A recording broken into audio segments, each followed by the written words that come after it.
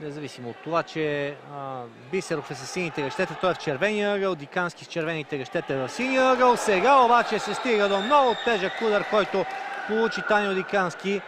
И това е нокдаун, но да видим дали ще е просто нокдаун, защото ми се стори, че се скова левия крак на Дикански. Бързо е успял да се възстанови, така че матча продължава.